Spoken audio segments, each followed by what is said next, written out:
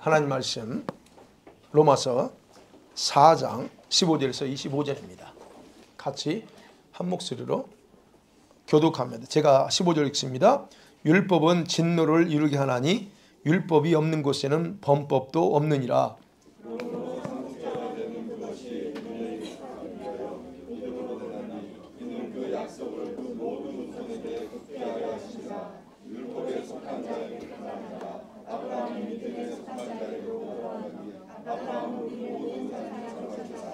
기록된 바 내가 너를 많은 민족의 조상으로 세웠다 하심과 같으니 그가 믿은 바 하나님은 죽은 자를 살리시며 없는 것을 있는 것으로 부르시는 이시니라.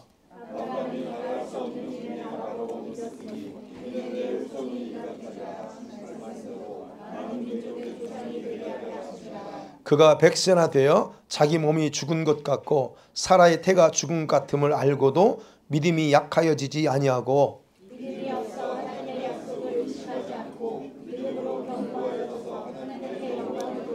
약속하신 그것을 또한 능히 이루실 줄을 확신하였으니 그에게 의로 여겨졌다 기록된 것은 아브람만 위한 것이 아니요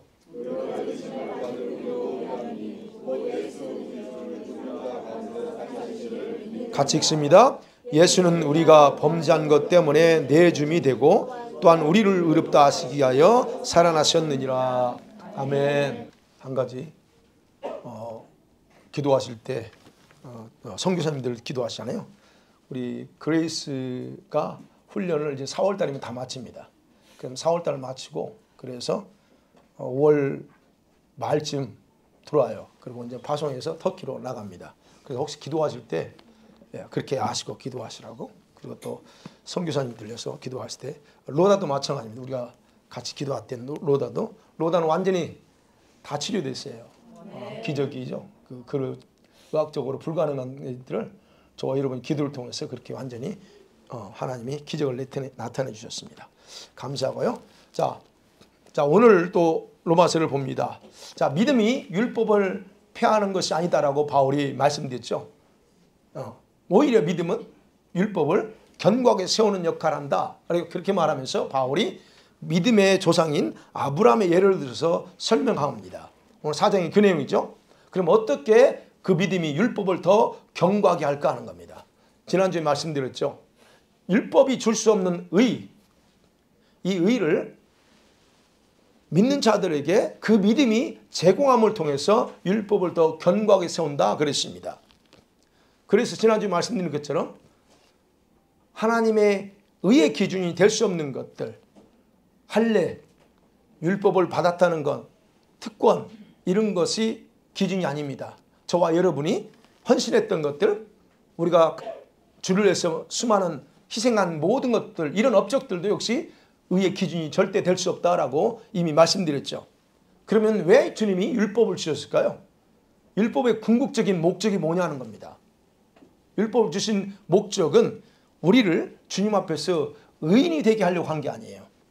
우리가 의인 되게 하려고 한 게 아니고 우리가 죄인임을 드러내서 하나님의 의를 너희가 공급받아야만 된다라고 하는 것을 가르쳐주기 위해서 율법을 주신 겁니다. 그게 목적이에요. 그러니까 율법을 사람에게 율법이 우리에게 계시하는 건 넌 죄인이야 하는 거예요. 여러분이 구약 율법을 읽을 때마다 어떻습니까? 여러분과 제가 이 말씀대로 다 살 수 있을 것 같아요? 못 살아요. 하나님은 살 수 있을 것 같아서 주신 게 아니고 그렇게 법을 주심을 통해서 우리는 살 수 없는 존재. 그래서 너는 스스로 의롭게 될 수 없어.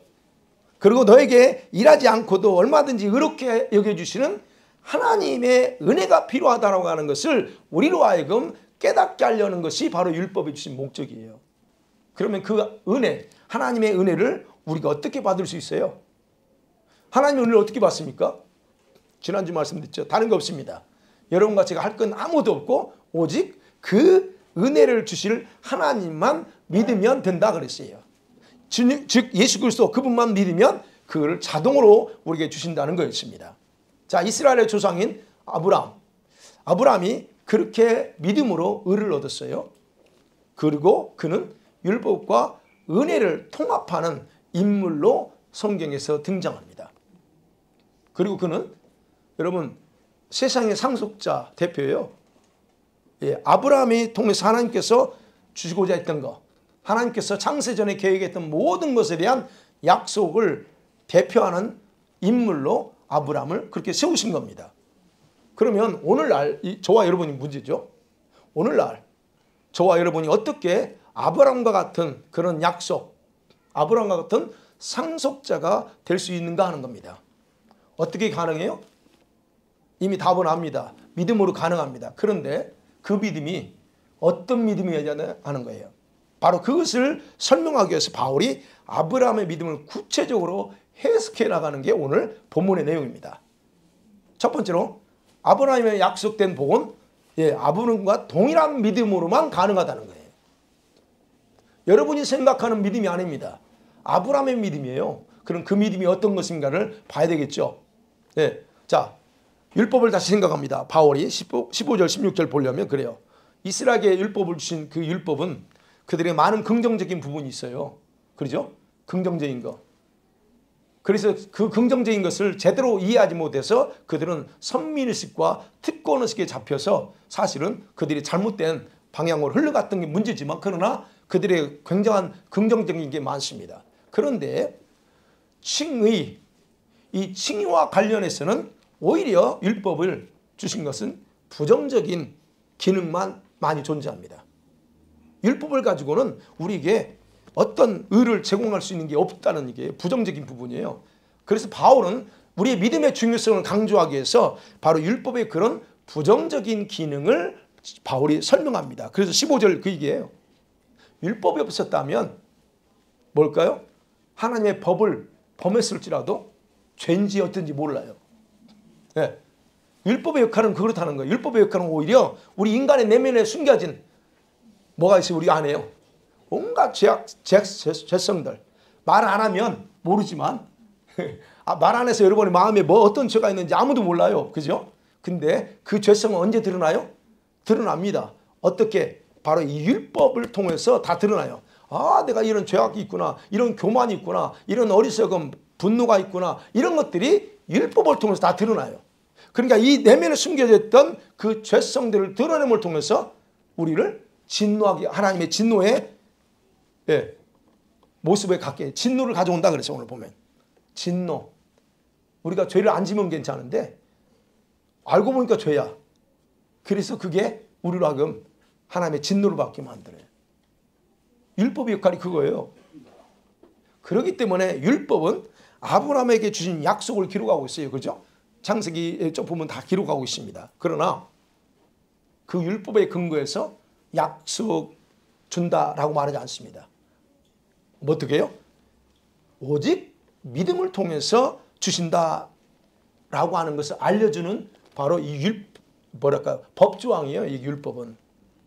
그러니까 우리가 어렵게 되려면 율법을 지켜서가 되는 게 아니고 오직 믿음이라고 하는 것을 답이 거기 있다는 거예요.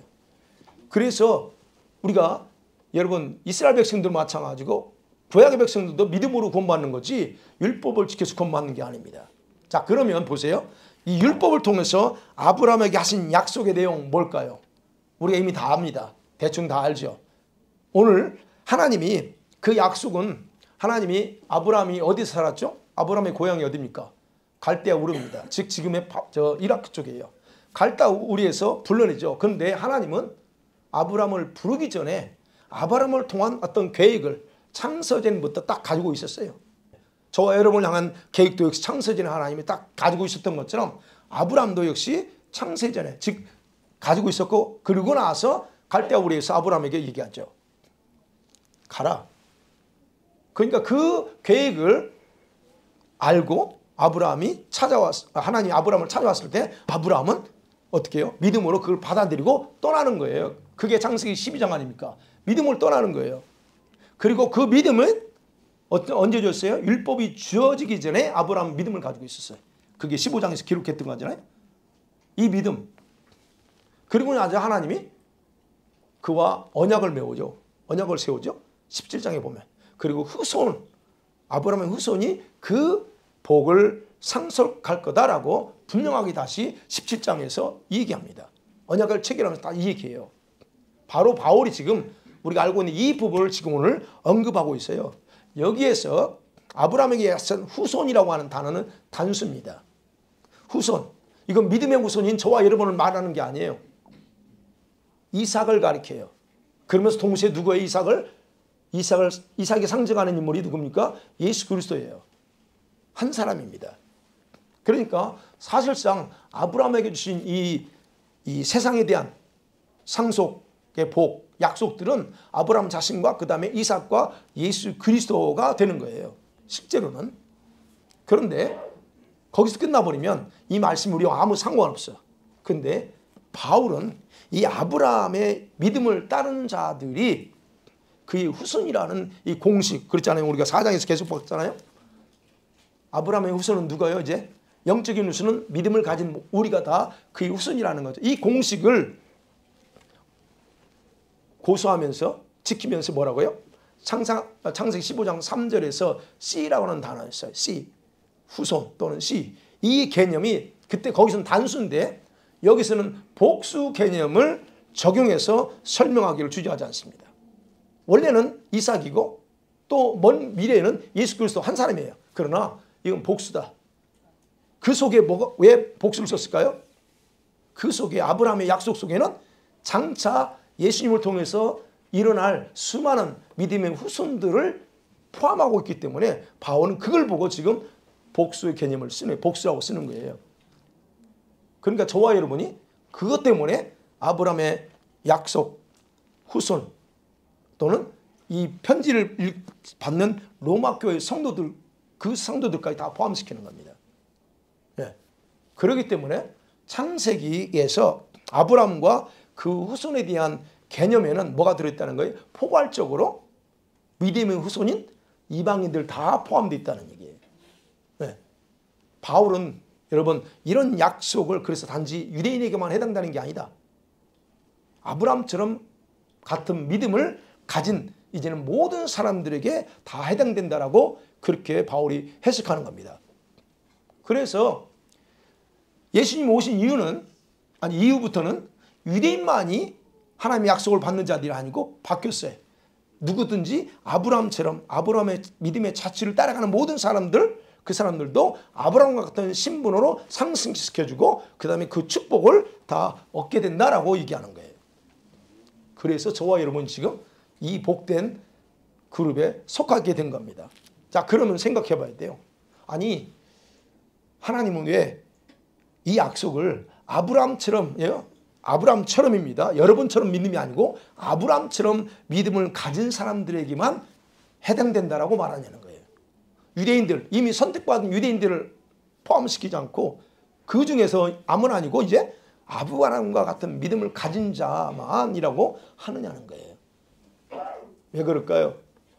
저와 여러분이 거기 포함된다면 왜 하나님이 나 같은 사람을 포함시킬까요?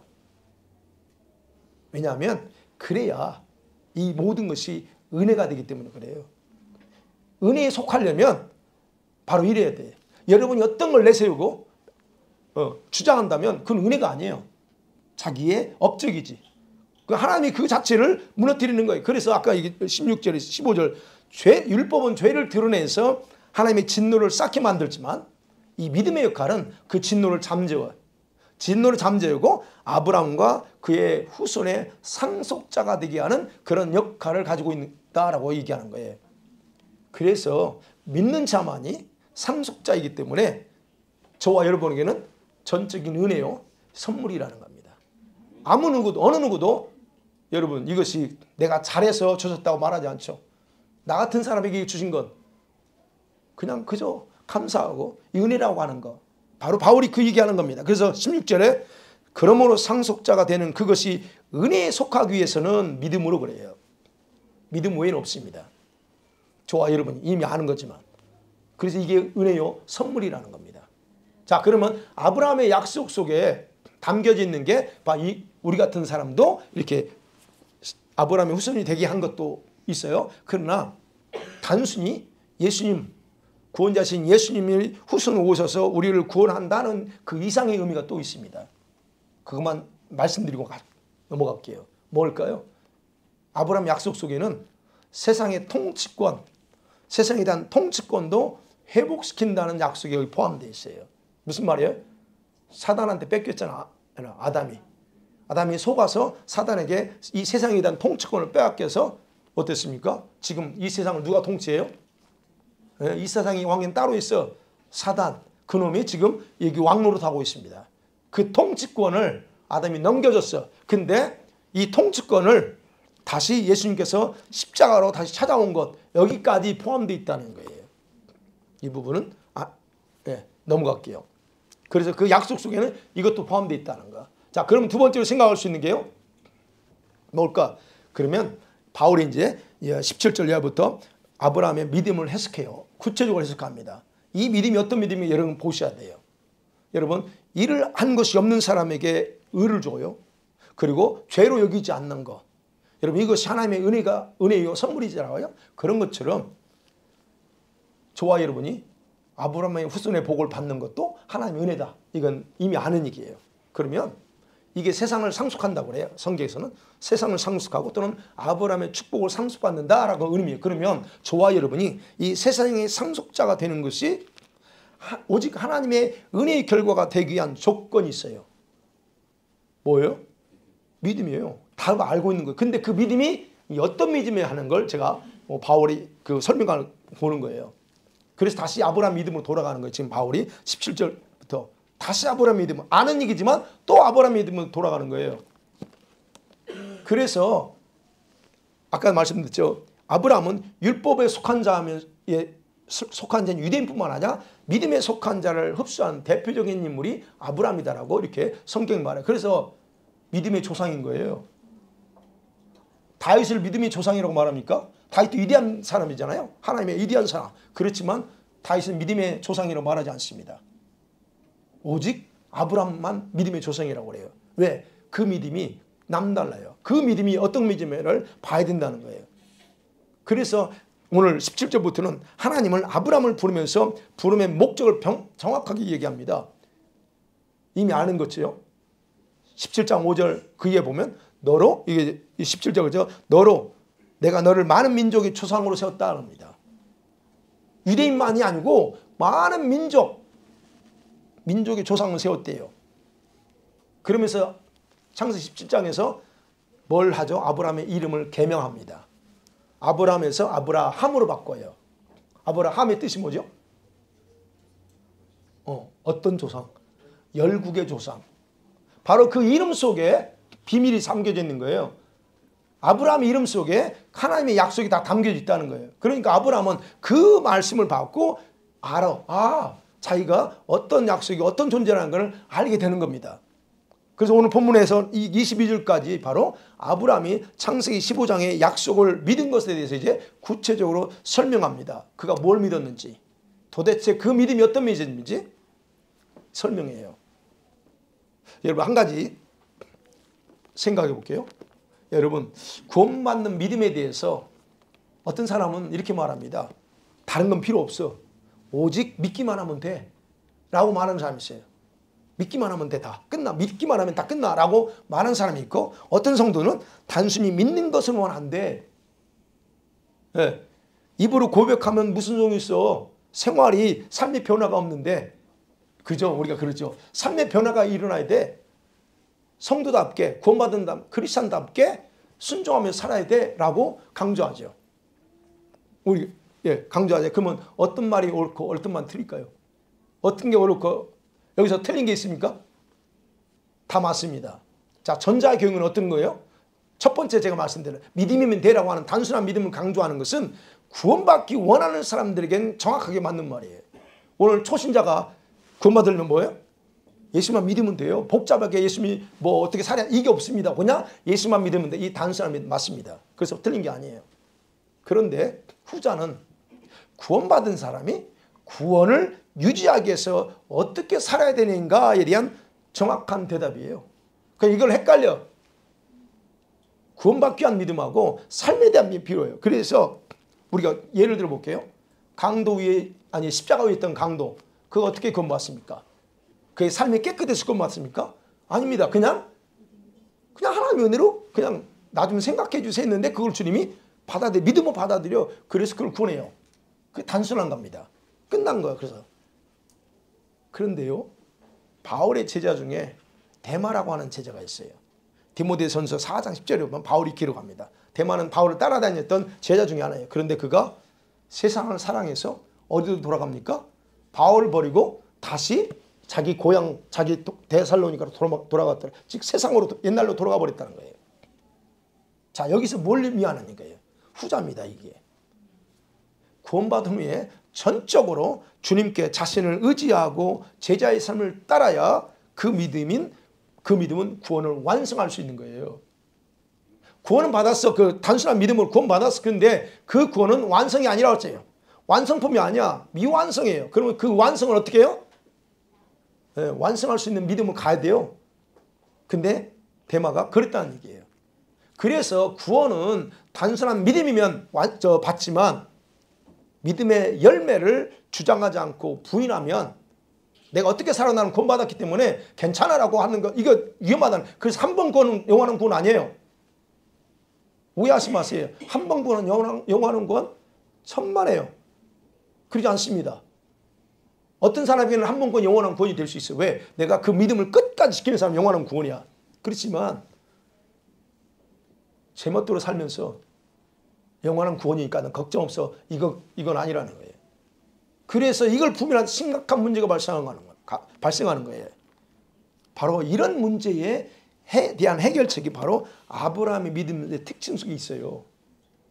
그래서 제가 얘기하는 거예요. 아브라함이 가진 하나님에 대한 믿음 어떤 걸까? 그는요, 아까 얘기했죠. 17장, 창세기 17장 5절에 약속이 주어지기 전에 남다른 믿음을 가지고 있었어요. 어떤 믿음일까요? 그게 17절에 나와요. 그가 믿은 바 하나님은 어떤 분이냐? 죽은 자를 살리고 없는 것을 있는 것으로 만드시는 분. 즉 아브라함이 믿은 하나님은요, 희망을 가질 수 없는 그런 상황 속에서도 없는 것에 무에서 유를 창조하시는 하나님, 그리고 죽은 자에게 생명을 넣어서 살리시는 능력을 가진 하나님을 그렇게 믿었다는 거예요. 여러분, 그런데 아브라함이 이렇게 믿었을 때 아브라함이 이런 믿을 만한 환경이었을까요? 믿을 만한 조건이 갖춰져 있을 때가 아니었습니다. 우리가 아는 것처럼. 그의 상황이 어떻어요? 이런 믿음을 가지기 전에 가졌던 그의 상황, 희망이 없었어. 그래서 18절이 얘기하는 거예요. 아브라함이 바랄 수 없는 중에 바라고 믿었다는 거예요. 환경이 딱 갖춰져 있기 때문에 알겠습니다, 믿겠습니다. 그래 믿은 게 아니에요. 우리는 그렇죠. 뭔가 막 갖춰지면 다 알고 내 믿겠습니다. 그 일 갖춰지면 내 주일 할게요. 우리는 이런 식으로 생각하거든요. 그 믿음 아니에요. 그건 누구나 할 수 있어요. 이거 갖다 주고 하라고 하면 다 하지요. 근데 하나님은 우리에게 그걸 원하는 게 아니에요. 어떤 액션을 원합니다. 근데 아브라함이 그거예요. 죽은 자에게 생명을 넣어서 살리고 그리고 없는 것도 만들어버리는 그 하나님의 능력. 근데 그 믿음을 가졌을 때 어떤 상황? 절대로 바랄 수 없는 중에 바랬다는 거예요. 희망이 없는 상황에서 희망을 가지고 믿었다는 거예요. 어떤 희망이었어요? 주님 그랬죠. 저 하늘의 별처럼 봐라. 별처럼 네 후손들이 그렇게 많아지고 너가 열방의 조상이 될 거야. 아니 지금 아무것도 없는데 그게 보일까? 여러분 그렇잖아요. 아무것도 없어. 그래서 주님 말하면 걱정하지 마. 너는 미래에 이런 축복을 받을 거야. 그게 믿어져요? 이게 믿어져야 돼요. 근데 우리는 안 되거든요. 근데 아브라함은 바로 그 믿음을 가졌다는 거예요. 어떤 믿음? 아브라함에게 바랄 수 없는 중이라는 게 어떤 상황일까요? 생물학적으로 아브라함의 나이가 몇이에요? 생산 능력이 없어요.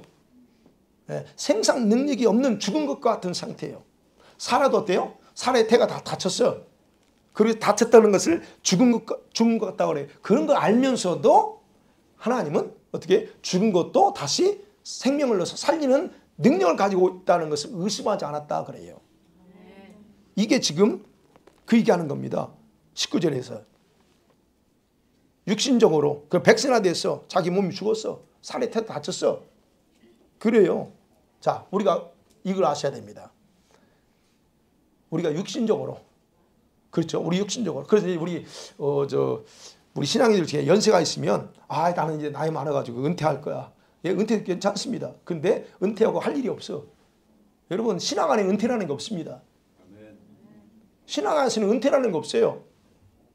그러면 봐요. 육신적으로 아브라함 육신적으로 자신과 사라가 죽은 것 같나 똑같아. 그럼에도 불구하고 뭐래요? 믿음으로 자신을 봤다는 거예요. 믿음으로 자신의 육신의 몸이 자녀를 낳을 수 없는 상태라고 여기지 않아요. 아이고 내 나이가 몇인데 이렇게 여기지 않았다는 거예요.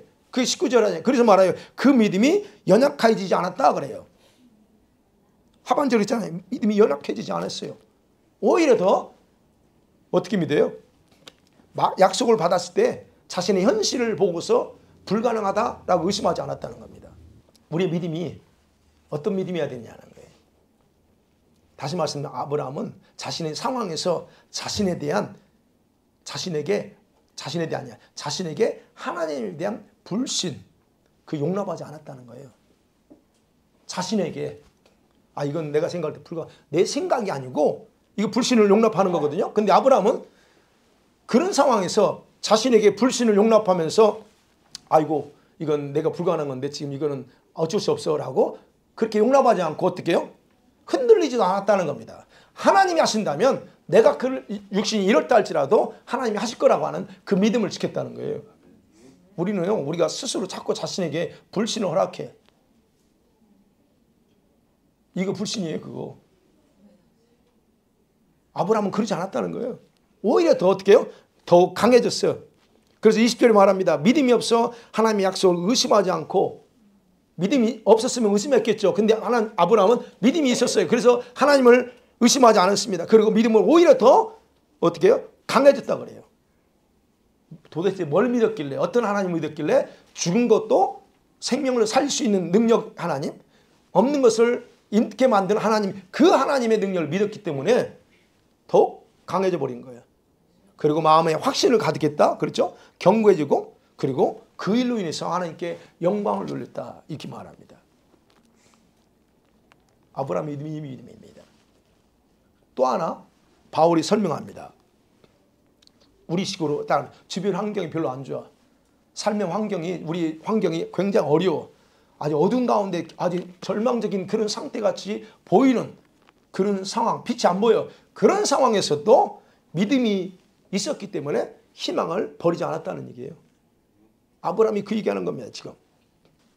그래서 아브라함의 이런 믿음의 결과를 아브라함은요, 이런 믿음의 결과를 자신뿐 아니라 미래의 자신의 모든 후손들에게까지 영향을 줘요. 그래서 오늘날 믿음의 후손이다. 믿음의 그 뭐랄까요? 어떤 믿음이어야 되냐는 그 샘플이 되는 거예요. 아브라함이. 그래서 이 아브라함의 믿음은 보통 믿음이 아닌데 앞으로 하나님의 아들이신 예수님 그 죽으심을 통해서 하나님이 수많은 영혼을 살렸잖아요. 저와 여러분도 살리고, 그런 하나님을 믿는 모든 성도들에게 엄청난 선물이 그들에게 갈 거라는 것을 아브라함은 거기서 인지했다는 겁니다. 그러니까 저와 여러분의 믿음이 내 자녀들에게 어떻게까지 흘러갈까도 인식하셔야 돼요. 여러분의 믿음의 결과가 자녀들에게 흘러가고 또 자녀들의 후손들 2대까지 3대까지 흘러갈 수 있다는 거예요. 이거를 아브라함은 인식을 했다 하는 얘기입니다. 바로 이것이 아브라함의 믿음에 가지고 있는 비밀입니다. 그냥 보통 믿음이 아니에요. 그래서 이스라엘뿐 아니라 성도들에게 아브라함의 존재나 그 믿음은 대단히 중요한 그런 샘플이라는 거예요. 이것을 우리식으로 표현하면 창조적인 믿음이다 말합니다. 창조적인 믿음이에요. 이게 불가능을 가능케 하시는 하나님의 능력이 활성화되도록 하는 것이 바로 이 믿음이에요. 이 믿음이 없으면 여러분은 어떤 기적도 나타나지 않아요. 성경에서 믿음으로 일어난 모든 역사들은 바로 이런 창조적인 믿음의 결과로 나타나는 거예요. 주님이요, 이 창조적인 믿음을 갖기 원하십니다. 제가 성경 공부할 때 저에 대해서 말씀드렸잖아요. 주님이 너는 믿음이 없어라고 했다고 했잖아요. 목사님, 내가 믿음 없으면 성도들 어떻게 해야 돼? 근데 주님은 저한테 너는 나를 안 믿어 그래요. 근데 그 안 믿는다는 믿음이 뭘 얘기하냐? 이 믿음이었어요. 너는 창조적인 믿음이 없어. 그러니까 이해되는 건 믿고 받아들일 수 있는 건 믿고 이해 안 되고 받아들일 수 있는 건 안 믿어. 말은 믿는다고 하는데 속에서는 안 되지. 안 믿어. 이거요. 주님이 그러니까 그걸 전부 다 아시고 넌 믿음이 없어 그래요. 창조적인 믿음. 근데 그 믿음 여러분 강구하셔야 됩니다. 하나님 앞에. 자, 그러면 생각하면 어떻게 아브라함의 나이가 지금 그 상황이잖아요. 육신적으로는 불가능해. 근데 어떻게 아브라함이 그 나이에 이르서 이렇게까지 믿음을 가질 수 있었느냐 하는 거예요. 그런 창조적인 믿음을 가질 수 있었느냐 하는 겁니다. 다른 거 없습니다. 오늘 21절에 해석하기를 약속하신 것을 또한 능히 이루실 걸 확신했기 때문에 이랬다는 거예요. 하나님이라면 반드시 약속을 지킬 거라는 거예요. 불가능한 것을 나한테 얘기하잖아 하나님이. 걱정하지 마. 네 자손이 하늘의 별처럼 많아. 자기로는 불가능한데 믿으래. 그럼 무슨 말이냐 이게요. 나는 할 수 없지만 하나님은 얼마든지 그 모든 걸 행할 수 있는 능력을 가지고 있다는 것을 그가 이해하고 그리고 신뢰했다는 거예요. 여러분 우리가 하나님께 어떤 약속을 주잖아요. 여러분은 저와 여러분에게 하나님 여러분 각자 약속을 주십니다. 기도하면. 그래서 약속이 뭔지를 알려면 기도하셔야 돼요. 기도하지 않으면 그 약속이 뭔지 모릅니다. 그냥 상식적으로만 알지. 하나님이 나를 사랑해. 다 사랑하죠. 근데 도대체 하나님이 나한테 개인적으로 여러분 가정에 어떤 약속들이 있고 계획들이 있는데 그것이 뭔지를 알려면 어떻게 돼요? 기도를 통해서만 주세요 하나님이. 그리고 기도 안 하면 여러분 모르는 거예요. 자, 그러면 약속을 주셨다 그러면 그 약속을 줄 때는 저와 여러분이 할 수 있는 걸 주는 게 아니에요. 저와 여러분이 스스로 노력해서 애써서 성공시킬 약속을 주는 게 아니면 그거는 내가 얼마든지 할 수 있기 때문에 안 해요. 근데 하나님의 약속은 항상 내 힘으로 도저히 불가능한 것들을 약속하세요. 그다음 그 의미가 뭐예요? 그 약속은 주님이 알아서 성취할 수 있는 능력도 있고 자기 방법이 있다는 거예요. 수많은 방법이 있다는 10편 139편에 보면 하나님의 그 방법 한국말로 생각이 안 나네. 그 모래 같아. 모래알처럼 많아. 그러니까 여러분과 제가 하나님께 어떤 약속 받으면 그냥 가버리면 돼요. 믿음으로. 우리 교회에 대해서 예배당 준다고 그러잖아요. 준다고 하잖아요. 그러면 여러분 어떻게 가야 돼요? 우리 상황으로 가능합니까? 여러분 상황으로 가능해요? 불가능합니다. 근데 저는 그 불가능한 걸 보는 게 아니에요. 뭘 봐요? 그 약속이 했으면 약속하신 분이 다 방법도 있고 수단도 있고 다 있다는 거예요. 그분에게는 그런 능력이 있다는 거예요. 그럼 우리는 할 일은 다른 거 없어요. 그 하나님만 믿으면 돼. 그리고 그냥 가면 돼요. 그냥 간다는 게 기도도 해야 되죠. 가면 되는 거예요. 그러니까 뭐 돈도 없는데 건물 어쩌고 그런 생각 하지 마세요. 이거 아브라함이 바로 그걸 믿었다는 거예요. 이게 바로 창조적인 믿음이라는 겁니다. 흔들리지 않아. 그래서 말합니다. 22절이 그 얘기예요. 그러므로 그것이 그에게 의로 여겨졌다 말하는 거예요. 우리처럼 단순히 믿어요 해서 의로 여긴 게 아니라는 거예요. 이런 창조적인 믿음을 가지고 하나님 앞에 나갔기 때문에 하나님은 그 믿음을 인정했다는 거예요. 그러니까 단순한 믿음이 아니에요. 미래적인 결과까지도 이해하고 흔들리지 않고 하나님의 능력을 굳게 신뢰했다는 겁니다. 여러분 이러한 믿음을 인정하신 명확한 이유가 왜 그러면 주님이 이렇게까지 인정을 줄까? 그를 믿음의 조상이라고까지 인정할까 하는 거예요. 왜냐하면 아브라함만 한 게 아니라 바울이 해석합니다. 아브라함만 한 게 아니고 아브라함처럼 그런 동일한 믿음을 가진 자들을 염두에 두시고 주님이 아브라함에게 허락하는 거예요. 주님 하나님은 다 미래를 다 보고 계시잖아요. 그리고 나서 아브라함이 말합니다. 그래서 이런 믿음을 가지게 하려면 어떻게 해요? 인간의 죄를 위해서 죽으신 예수 그리스도 그를 통해서 다시 살리신 하나님의 능력은 모든 사람들을 위해서 했다라고 지금 24절에서 얘기하는 겁니다. 죽은 자를 살리신 하나님의 능력, 그 능력을 믿는 믿음, 그 믿음을 가진 자. 그래서 여러분 이런 아브라함 같은 믿음은 자동적으로 생겨나지는 않습니다. 여러분과 제가 얼마나 오랫동안 신앙생활을 했습니까? 근데 이 믿음이 여러분 과연 있어요? 여러분이 있었다면 여러분은 삶 속에서 많은 기적들을 행했을 거예요. 하나님이. 근데 여러분 어때요? 그렇지 않거든요. 우리가. 그러니까 결국 그거예요. 이런 믿음을 하나님께 요구하셔야 돼요. 그래서 이런 믿음을 가질 수 있다는 것도 하나님의 특별한 은혜의 결과예요. 그래서 저 같은 경우 그래서 제가 이 말씀 안 하셨다면 저는 아마 계속적으로 믿는 건 믿고 안 믿어지는 건 여전히 안 믿고 아마 그랬을 거예요. 근데 주님은 감사하게도 이런 특별한 은혜를 통해서 기도하게 하고 그 믿음을 저한테 주셨어요. 그러니까 여러분 이 기도를 하셔야 된다는 거예요. 그래서 바울이 결론 내리는 거예요. 이제 율법을 행함을 통해 따라서 준 의가 아니라 하나님의 의이신 예수 그리스도를 믿는 믿음으로 의롭게 된다는 그 자기 자신의 논리를 여기서 마무리합니다. 왜냐하면 아브라함, 유대의 시조인 아브라함의 믿음의 비밀을 다 풀어놨기 때문에 이제는 끝을 맺어요. 그렇기 때문에 결론은 바울이 얘기하고 싶은 율법을 통해서 의를 얻을 수 있느냐? No, 아니다. 할례 받은 거? 너희들이 자랑하는 할례 특권이잖아요. 특권 가졌다고 해서 의롭느냐? No, 아니다. 표면적인 유대인이죠. 몸에 가지고 있는 특권 이것이 너를 의롭게 하느냐? 아니다. 결코 성립되지 않는다는 거예요. 그렇게 얘기합니다. 그리고 유대인이든 헬라인이든 그 죄에서 벗어날 수 있게 해주는 것은 오직 예수 그리스도 뿐이다라고 막 강조하는 겁니다. 율법을 지켜서 죄사 받는 게 아니다라고 얘기를 해요. 그래서 예수님은 이런 죄 문제를 해결하기 위해서 십자가에 내어준 바 되었고 그리고 다시 부활하셨다라고 하는 겁니다. 바로 신학적으로 이런 예수님의 죽음을 대리적 속죄, 대리적인 희생이다라고 말하고 그 부활이라 말합니다. 25절. 네. 그래서 우리가 저와 여러분 예수 믿으면 이제 로마서 6장에서 그 설명합니다. 믿으면 내가 십자가 죽은 걸로 인정해 주는 거예요.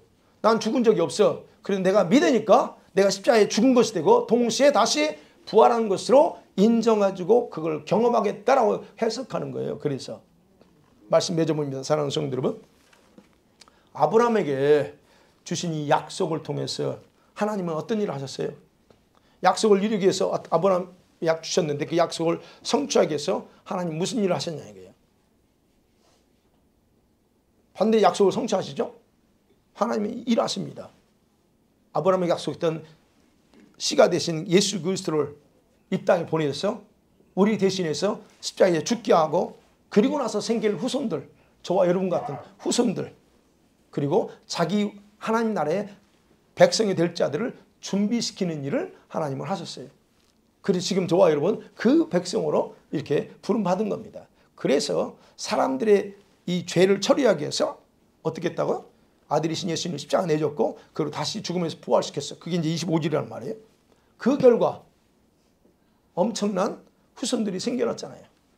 저와 여러분 같은 하나님의 백성들이 생겨난 겁니다.